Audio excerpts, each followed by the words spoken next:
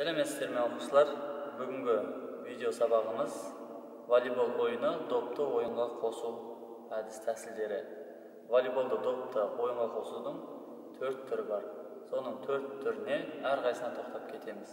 Ол жердегі қателіктер қандай болады? Бірінші жаттығуымыз допты астынан ойынға қосу. Міндетті түрде аяқ бүгінгі болады. Дене алдыға кішкене еңкейген, қолды арттан әкелеміз.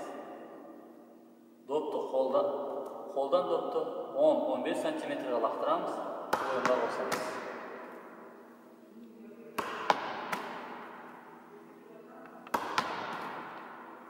Бұл бізді допты ойынды астынан қосу. Екінші, допты ойынға қосудың екінші түрі допты жоғарыдан ойынға қосу.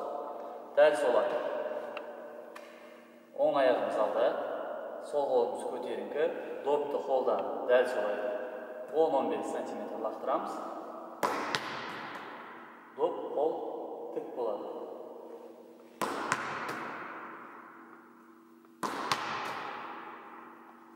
Ал келесі допты бүйірден ойынға қосу. Бүйірден дегеніміз жаннан. Дәл солай аяқ бүгінгі алдыға еңкейген допты жаннан ойынға қосамыз. Қолды сермеу арқылы.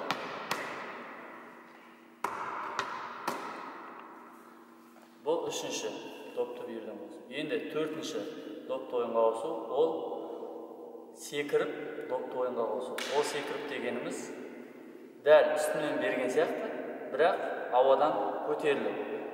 Дәл солай. Лақтырамыз, секіріп ойынға қосамыз. Жерден адам көтерілу керек.